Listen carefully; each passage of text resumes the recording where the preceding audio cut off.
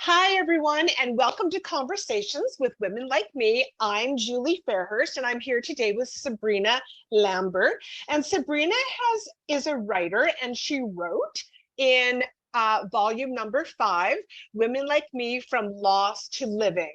And so I'm just going to introduce Sabrina. I'm going to tell you a little bit about her from her biography, and then we'll jump right into her story.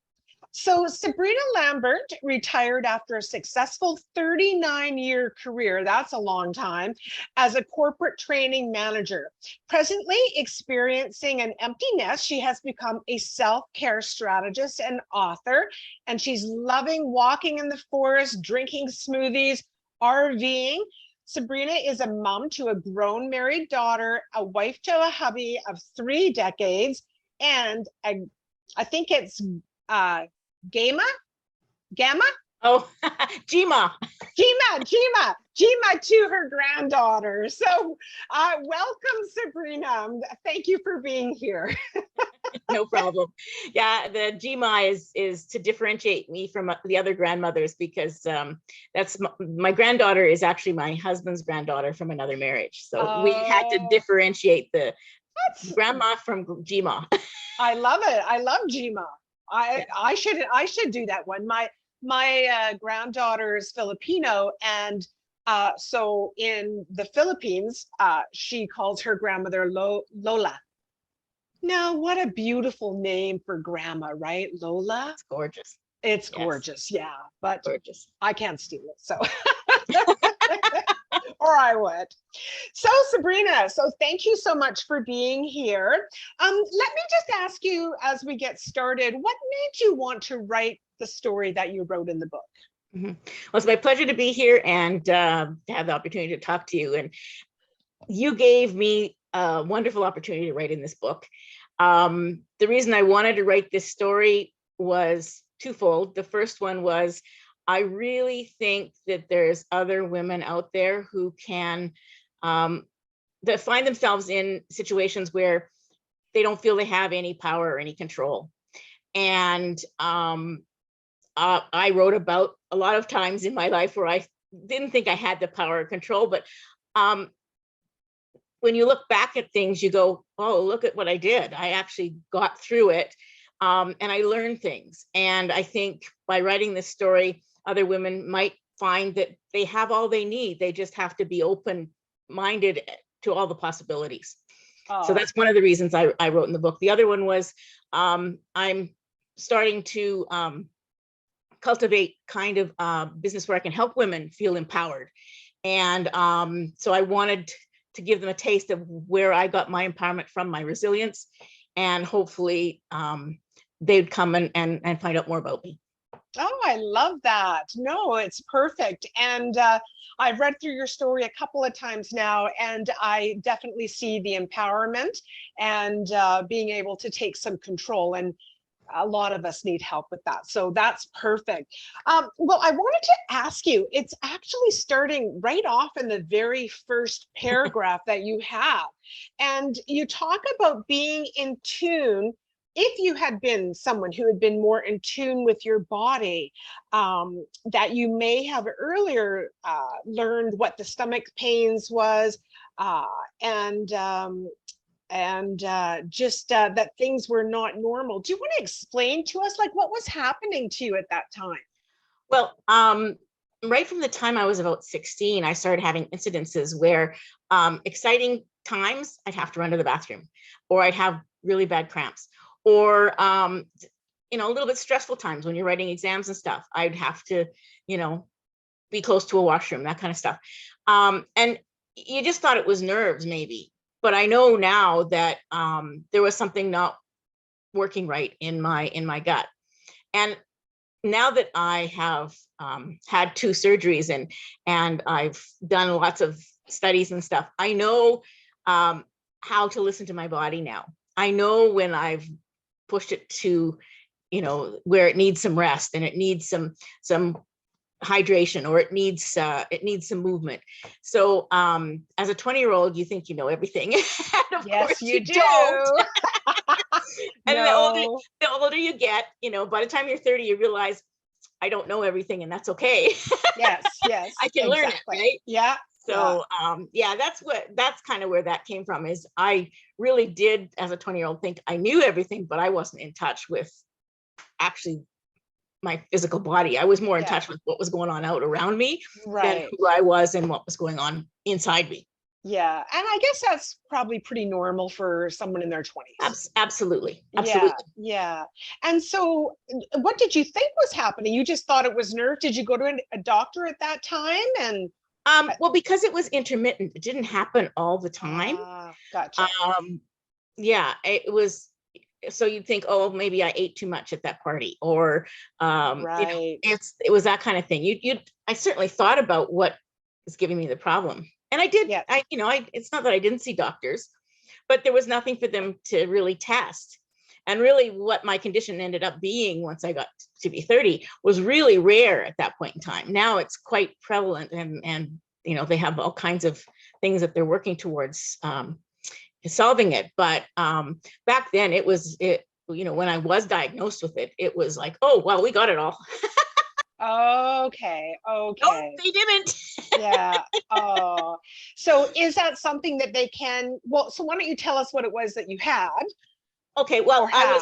I was diagnosed with Crohn's disease, and it can show up in different forms. In that particular time, it was progressing to basically the inside of your gut inflames, creates scar tissue, and can eventually build up a blockage. So the pain that I had when I was 30, in my 30s, and it put me in the hospital, was actually almost a partial blockage in my small intestine. Ooh. And So was it at 30? Was it that time then that they diagnosed you properly? yes. And so the thing is they had difficulty diagnosing Crohn's disease back then because they only usually diagnosed it when they did an operation. They rarely did, scopes down the throat or that kind of stuff. So it was rarely diagnosed. But once he went in to get my gallbladder, and I said, well, it's not my gallbladder, but look lower. And of course they did. And so it came out that they took part of my intestine. I think it was something like, trying to remember, I think it was something like 18 inches of my intestine that they removed at that point in time. And then it was good. The pain was gone and that kind of stuff. The second time that it manifested itself was when I was 59. And this time it wasn't a blockage. It can grow what they're called fistulas. They're like little tubes of cells that grow, and then bacteria gets to live in those fistulas. Well, this time around, I had pain, but it was more like I had this. The only thing I can describe it as is like an alien in my stomach on one side, because I don't have a gallbladder, so there's lots of room in that side, right? So that's where all the fistulas were growing, and so it when it bothered me, it felt like there was something there. So all kinds of tests, ultrasounds, that kind of stuff. They couldn't see it. And finally, I went on vacation and have 2 weeks of sleeping, and that's basically all I did on vacation. I just put myself back in the hospital and said, "There's something wrong." And sure enough, when they did a CT scan, they found 5 fistulas, and then they missed one, and they had to go back in and just do a drain later. But basically, they also had to take some of the intestine because it was infected and inflamed. Wow. But I'm lucky. I still all have good parts. And yes. But it sounds really painful. This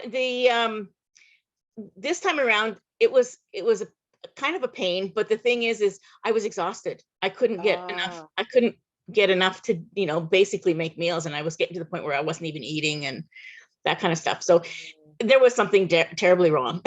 Yes. I've got a little bird flitting around here outside my window. Aww. Little tiny finch with a yellow tummy. Oh, anyways, sorry. That's okay. So so you've been okay since that time then that you've had that? And well, I have a gastroenterologist. When the first time around, the surgeon said, I got it all. 50% of the people need further assistance and 50% don't. So I figured I was in the 50% that didn't. My GP knew I had Crohn's disease, and she linked in. She said, okay, that means that part of your intestine is the part that does absorbs B12, and she says you need B12 for your nerve endings, because if you lose the B12 in your you can't repair it once the nerve endings start to go. Yeah. So she put me on B12. I've been taking it orally, and that's been enough. So thank goodness she said that, because the surgeon didn't give me any instructions. Yeah. And she kept an eye on it, and I'd have cramps here and there once in a while when things got upsetting, but she would give me some medication for non-cramping and that kind of stuff. So I really didn't have any problems until this last time. And that's when they assigned me a gastroenterologist, and I have someone that's looking after my gut health. And she keeps track of it. We go in for tests about once a year. And then she put me on what's called a biologic. And it basically works with your own immune system basically my immune system is overactive, and it's overprotecting me, and it's eating at my cells. So that's what this is. It's an autoimmune disease that it attacks the gut. So my first biologic that I was on, it was only for the gut, and that made me comfortable because it wasn't attacking any other part of my immune system. It was only attacking or suppressing the T cells in my gut. Right. And that one kept me in remission, but not completely devoid of inflammation. So I was on that one for about 4 years. Wow. And the gastroenterologist said, we need to find one that's going to take you past remission and into healing so that we don't have inflammation. So last August, we switched biologics, and this one seems to be working better. So how would that was that affecting your relationships having that, or like, did that affect your home life, or? Well, I've always, I don't know why, but I've always been somebody that takes a look at the situation and says, okay, what can I learn from this? Yeah. And how can we go forward with ease? And like, I could sit around and go, oh, poor me, I have Crohn's disease, and but then I don't participate in life. Right. And nobody wants to hear poor me. Right. Yes, exactly. So, yes, when I have pain, my husband understands, and because he's been with me the whole time, the 30 plus years that I've had Crohn's disease. So he understands when, I may have to run to the bathroom or something. But I have to tell you, on this new biologic, it's rather than 4 or 5 times a day, I now only go about once or twice. So it's way better. Good. It's way better. Yes. Yes. Oh, that's good. But the thing is, it's quite a difference, when you lose. Well, I've now lost probably close to 35 inches of my intestine. Wow. So there's not much left there. Yeah. So things go fast. I digest very fast. Yes. But wow. I've always just and maybe it's my parents' example. I don't know. You take a look at what best way to deal with something, and you go, okay, what is it I want? How am I going to get through this, and what can I learn from it?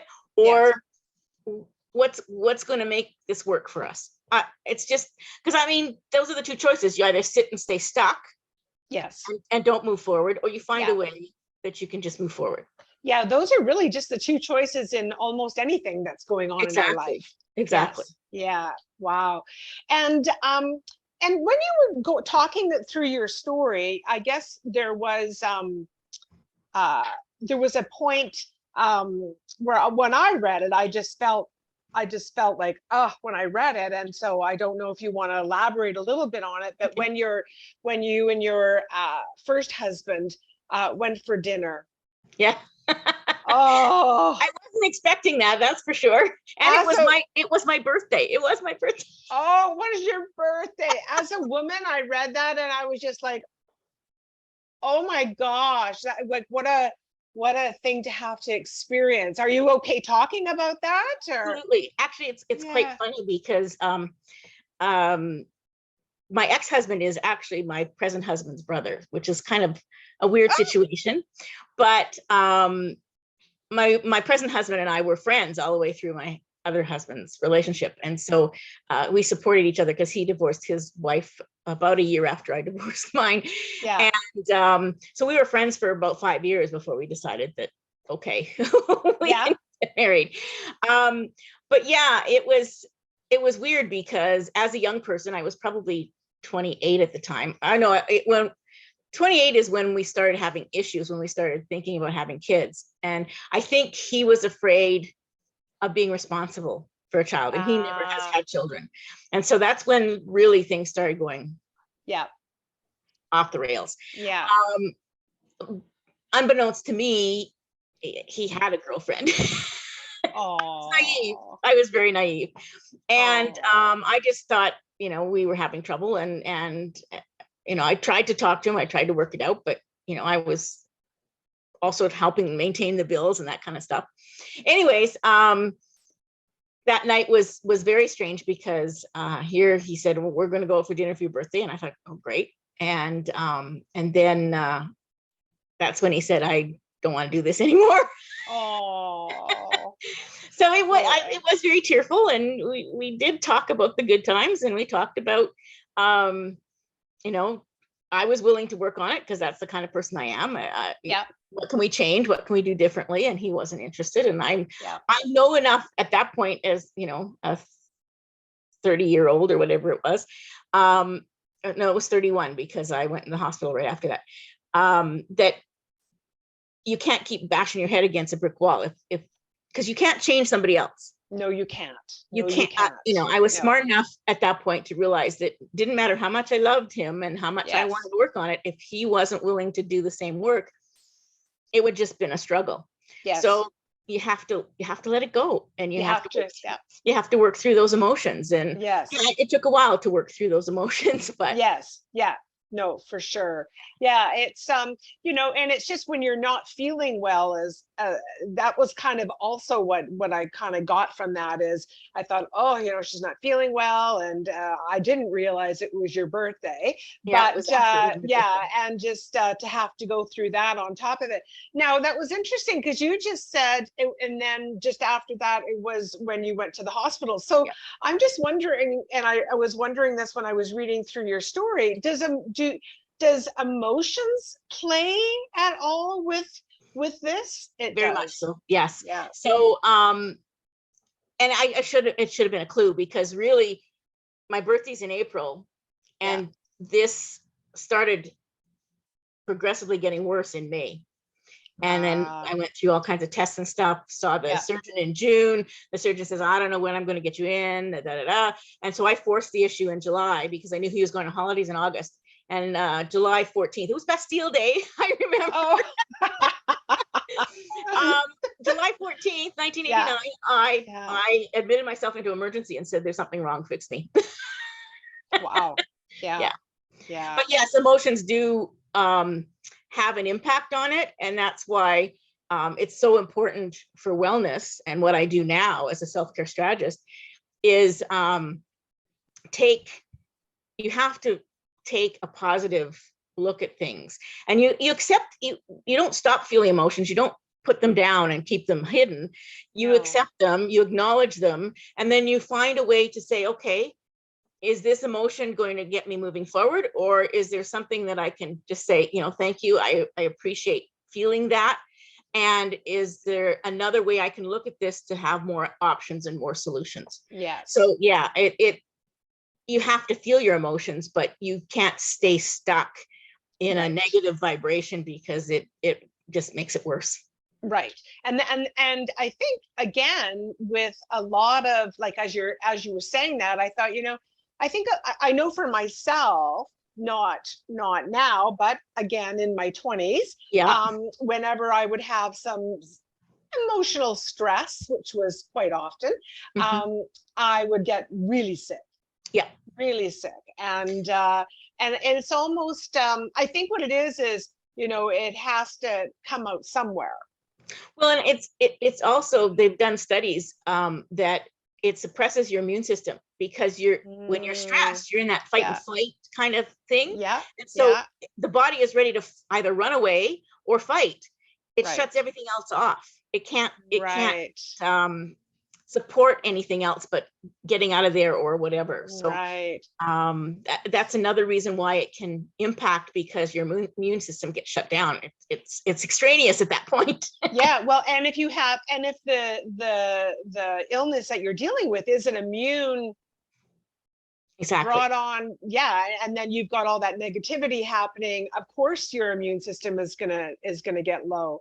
It's interesting how, I mean, now we look back on those things, right? But at the time, exactly. you Well, don't and see that it. was the light bulb moment for me the second time around, because I thought everything was going well.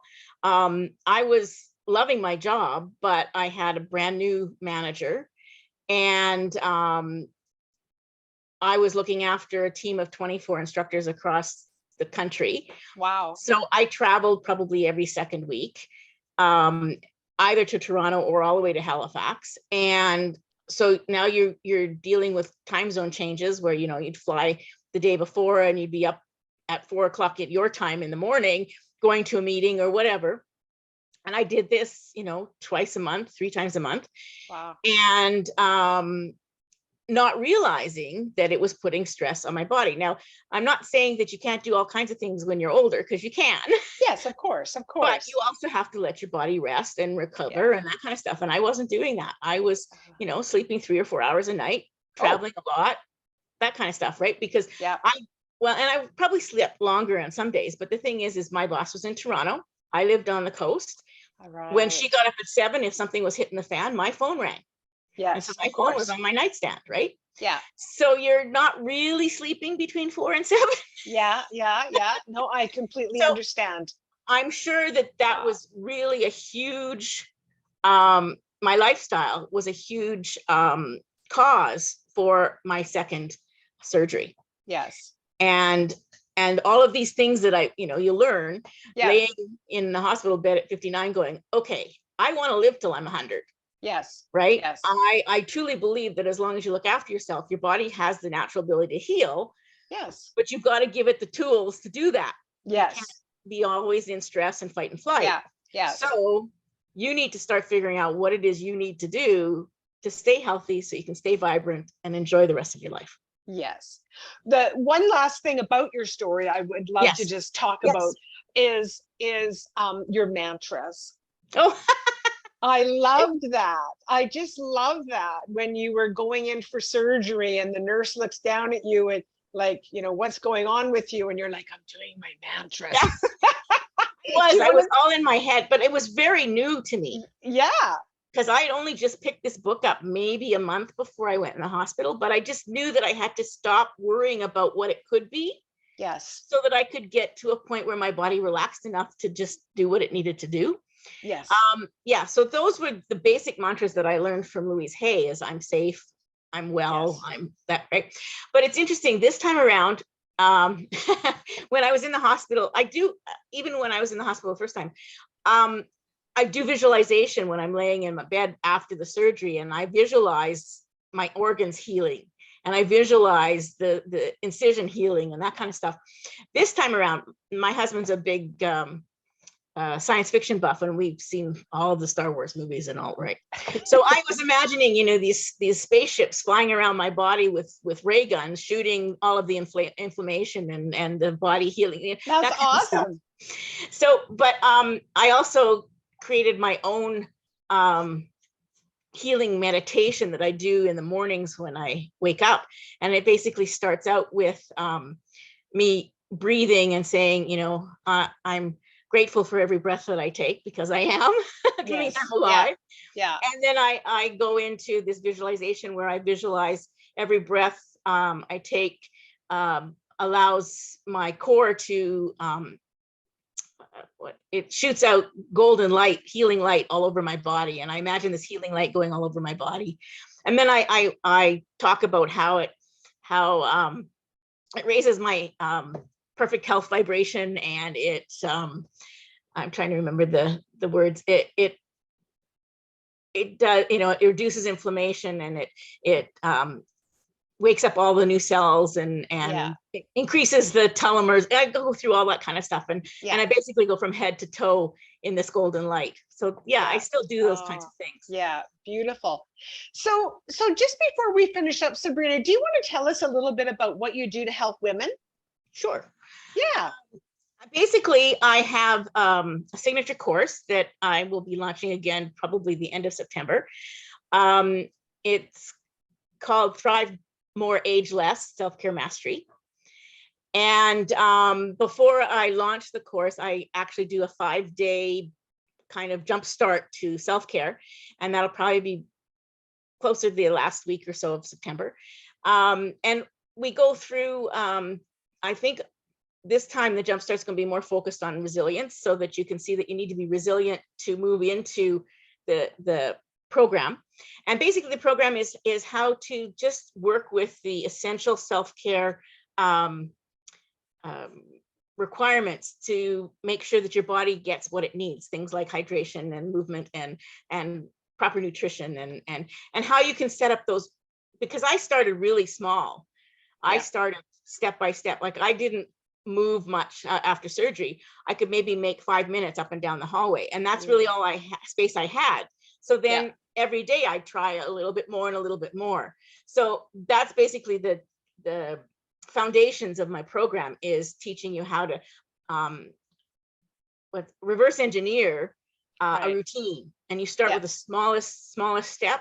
Yeah. Because you can't all of a sudden say, okay, I'm going to start drinking, 2 liters of water a day, and you're only drinking a cup. Right. You're gonna lose your confidence. Well, basically, you're not going to be successful, and then you're going to lose your confidence. So you basically start out, if you're drinking a cup a day, increase that to a cup and a half, spread it out over the day, Yes. and that kind of stuff. So the program really covers the 5 areas of self-care, the essential self-care, and how to build up your own routines and your own practices, your plans, so that you can fit it into your own life, because everybody has a different life, right? Absolutely. You still need those few things to have a vibrant life. And ultimately, the reason I do it, not only just to empower them to learn how, we all know what we should be doing for our health. We do. Right? We all do. And what we shouldn't be doing. Right. And the thing is that's okay, because you're human, and you really need to enjoy life too and have fun. Yes. But you can incorporate self-care and still enjoy life and still have fun. I mean, I look at being an empty nester and now retired. I don't say anything like, I'm too old to do that, because I'm not. Right, of course. No, you're not. No. And that's part of what I want to help women understand, that you don't have to have restrictive diets and when I grew up, it was Jane Fonda in spandex, right? Yeah. You don't have to do that, right, to get healthy. You can just go for a walk every day if you want. Yes. It's what you like to do, and that's the only way you're going to build new habits. And I also believe that we all need to love ourselves more. And if my program can help somebody take care of themselves and start to really like themselves and love themselves more, it's going to improve their relationships. It's going to improve what they want to do with the rest of their lives. I truly believe you need to look after yourself and love yourself before you really can figure out what your passion is, what your purpose is, that kind of stuff. Oh, you made me, I got shivers when you said that.